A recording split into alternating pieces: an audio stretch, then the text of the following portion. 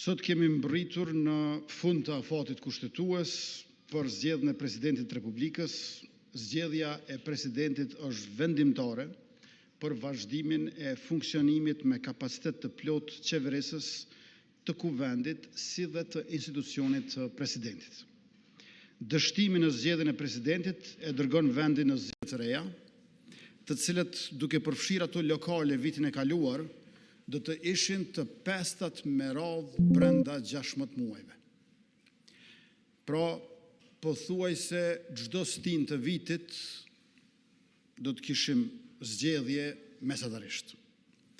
Zgjedhjet e reja padyshim që do të frenojnë punën e qeverisë, do të pamundsojnë praktikisht Kuvendin dhe Presidentin, duke vonuar edhe progresin në çdo sektor të jetës shtetërore e shoqërore. Prandaj, në përputhje me interesimin e qytetarëve dhe me interesin e përgjithshëm publik, do të flas për këtë çështje sa më qartë që di e mundem, ashtu që asnjë njeri të mos arrijë të keq kuptoj apo të keq citoj. Së pari, janë bërë 75 ditë, pra 2 muaj e gjysmë, që nga krijimi i qeverisë së re, pas zgjedhjeve të përgjithshme të parakoshme të 28 dhjetorit të vitit kaluar. Rezultatet e zgjedhjeve u certifikuan me 9 shkurt, ndërkohë vetëm 2 ditë më pas, me 11 shkurt, u konstitua Kuvendi me zgjedhjen e plot të kryesisë dhe u formua qeveria e re po të njëjtën ditë. Ato 2 ditë ndërmjet certifikimit dhe konstituimit ishin të nevojshme vetëm për procedurë. Nuk kishte në fakt asnjë vonesë. Po e filloj me këtë me qëllim dhe vetdije, sepse akuzat se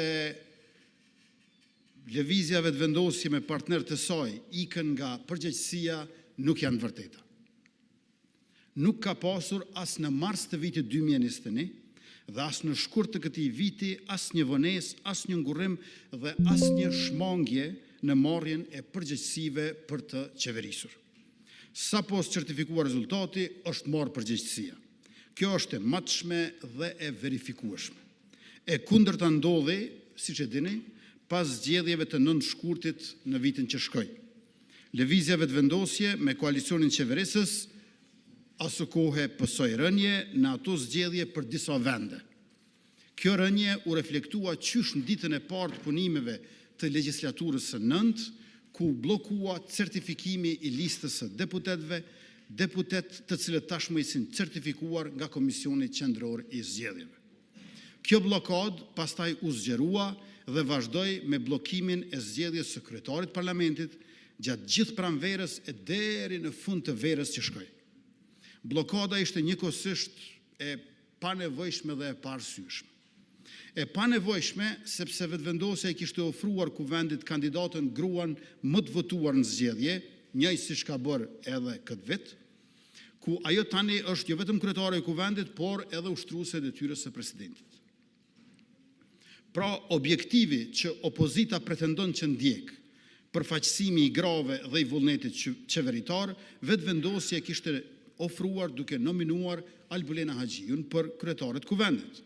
Duhet ta kujtojmë këtë epizod, sepse kryetaria e tashme e Kuvendit, Albulena Haxhiu, ishte propozuar për kryetare vitin që shkoi me 19 prill. 1 vjet e 8 ditë. Para 1 viti e 8 ditëve është propozuar Albulena Haxhiu për kryetare të Kuvendit. Nga ajo ditë deri me 9 shkurt të këtij viti, kur zonja Haxhiu zgjodh kryetare, kaluan plot 298 ditë ose 10 muaj. Pyetja është se kujt i shërbyen këto 10 muaj blokadë. Blokada ishte përveç se e panevojshme edhe e paarsyeshme, sepse duke bllokuar Kuvendin, opozita bllokonte edhe vetveten dhe nuk lejonte rrjedhjen e afateve kushtetuese për formimin e qeverisë që ajo duhet ta mbajë llogaridhënëse. Qëllimi i bllokadës vitit kaluar ishte për ta dëmtuar subjektin fitues, por ajo në fakt rezultoi në dëm të qytetarëve dhe të shtetit. E njëjta logjik po ndjeket edhe sot. Për të mbështetur këtë bllokadë juridikisht, opozita e përdori dhe testoi deri në kufi gjykatën kushtetuese. Kosova pagoi çmimin e asaj bllokade me 2 raunde zgjedhjesh parlamentare, brenda një viti me muaj të humbur pune parlamentare dhe me miliona euro të buxhetit shtetëror të shpenzuara për zgjedhjet panevojshme. Shpresoj sinqerisht që ky mësim i shtrenjtë nga viti i kaluar të shërbej si precedent i qartë për të ardhmen. Së dyti, është rëndësishme të kujtojmë se përse vendi shkoi në zgjedhje në fund vitit që shkoi. Vendi shkoi sërish në zgjedhje pas vetëm 10 muajsh kur u mbajtën zgjedhjet parlamentare, sepse nuk pat vullnet nga opozita për të bashkëpunuar, për të formuar koalicion me lëvizjen vetëvendos. Le ta shqyrtojmë këtë pjesë me kujdes, sepse edhe këtu ka keq informim sistematik e manipulim me të vërtetën. Vitin e kaluar, nisma socialdemokrate, e cila e kishte kaluar pragun zgjedhor bashkë me AAK-n, dhe kishte siguruar 3 deputet, u shkëput nga koalicioni i saj, duke sinjalizuar që është e gatshme për koalicion qeverisës me lëvizjen vetëvendosi. Lëvizja vetëvendosi kishte fituar 48 deputet dhe i bëm ofertë kryetarit të nismës socialdemokrate Fatmir Limaj në përputhje me rezultatin zgjedhor dhe me parimin e respektit të peshës politike. Kishte 3 deputet. Ofertën tonë e refuzoi. Pra, 48 deputet, lëvizja vetëvendosje, 3 deputet nisma socialdemokrate, por refuzoi që të bashkëpunojmë e të merremi vesh dhe vendit të japim qeveri.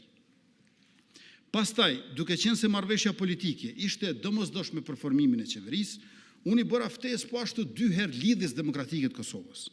LDK-ja refuzoi në mënyrë konsistente. Ishin këto refuzime për marrëveshje politike që e quan vendin në zgjedhje të reja në dhjetor të vitit që shkoi. Rezultati i atyre zgjedhjeve ku qytetarët e dhanë gjykimin e tyre demokratik tashmë dihet nga të gjithë.